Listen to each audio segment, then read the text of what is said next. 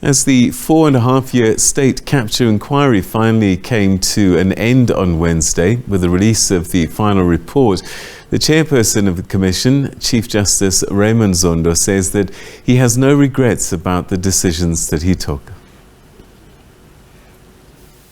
The Gupta family, the alleged masterminds behind the capture of the state for their benefit, the two Gupta brothers, Atul and Rajesh, have since been arrested in Dubai in the United Arab Emirates. The South African government is now engaged in a process to try and extradite the two to South Africa to account for their alleged involvement in fraud and corruption activities.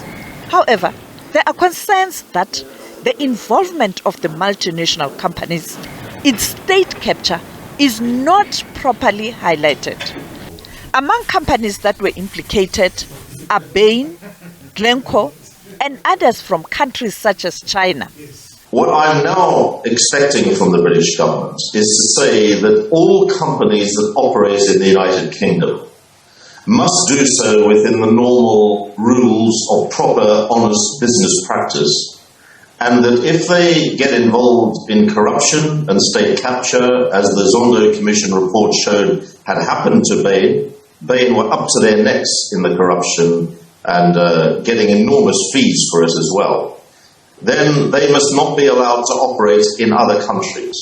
Because we've got to call a halt to this. This is the wholesale looting under former President Zuma and the Gupta brothers could not have happened without Bain & Co., without the KPMGs, without McKinsey, SAP, and then the banks, HSBC, Standard Chartered, and Bank of Baroda. They were all involved in facilitating the corruption. It took two to tango, not just corrupt politicians and business people, but also global corporates that helped themselves to masses of fees and in return ensured that this corruption and looting continued and the money laundering out of the country by the billions of rot. There's a tendency to go for smaller men and women when countries are dealing with an issue of corruption.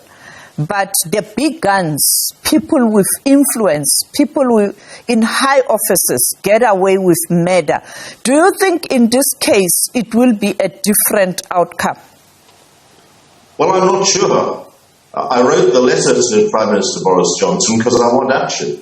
It's no good making speeches in the British Parliament saying we don't like corruption and we don't like money laundering and we've got strict laws and everybody's got to abide by the rules. If companies, if global corporates break the rules in another country, they should be punished at home as well. All of these banks, all of these corporates, including Bain & Company, are either headquartered here in London from where I'm speaking from the British Parliament, or they have big offices here, and they are supposed to comply with the anti-corruption, anti-money laundering legislation that is on the British statute book. It is the law of the country.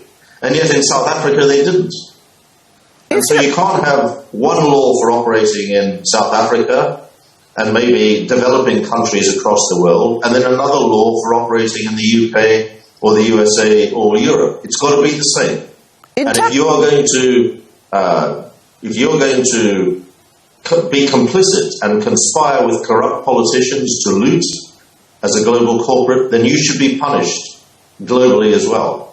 That seems to me to be the principle that we've now got to establish in countries like the UK and countries like the USA and across Europe as well, because all of these global corporates are desperate to do business, not just in the South Africas of this world, but in the United States, in the UK, in these big economies.